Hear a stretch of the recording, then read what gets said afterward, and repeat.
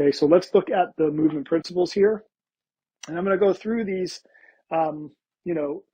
relatively quickly, but then I'm going to go out onto the gym floor and I'm going to demonstrate some of this to you guys in actual movement. So we'll just go over them here conceptually quickly, and then I'm going to be out on the floor and I'll walk through these in another way, demonstrate them. So body always follows the path of least resistance.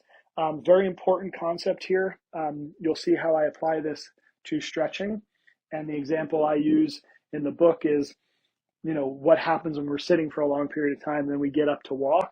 Why people have back pain and problems is because of this principle. It always follows the path of least resistance. So I'll show you an illustration of that here in a sec.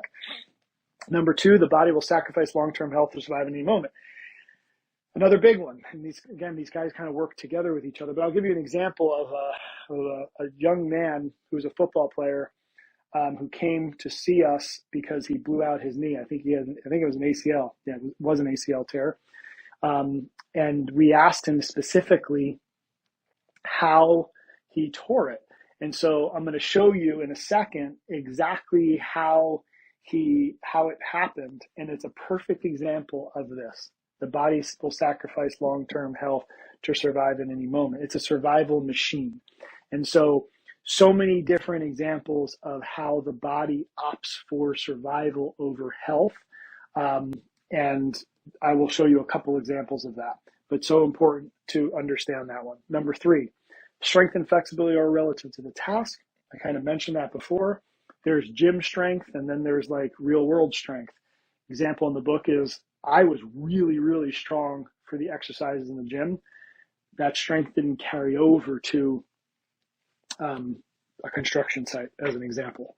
Okay, it actually made it very hard for me to function on a construction site because the way I was training and what I was asking my body to do were so apart from one another. So I'll show you a couple examples of that. And then number 4, the body moves in 3 dimensions from a micro and macro standpoint. So I'm going to show you a couple examples of that in the book. I'll walk through the example in the book where you're standing and turning and showing you kind of how the body rotates from a macro and a micro standpoint. And then number 5, muscles shorten before lengthening to load, like rubber bands. So I'm going to show you an example of that too. Understanding that it's not about contracting muscles, it's actually about lengthening them. If you're going to throw a baseball as an example, I'm going to lengthen the muscles into my abdominals, my pec, everything lengthens. And then if I do it properly, it's like this giant rubber band that I lengthen. And so now it becomes this whip. And so now I can throw a ball. How am I able to throw a baseball again? Because I learned how to throw. I learned that it's not my arm that's doing it. Exercise Land says, I need to strengthen your rotator cuff. We need to strengthen the muscles in your elbow. Maybe it could be part of it, but what I really needed to learn is how to load through my whole body, how to lengthen properly before unloading the system through my entire kinetic chain.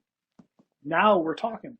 Now we can learn how to move without being in pain. All right, so let's go on the floor so I can walk you through these things in a more detailed way.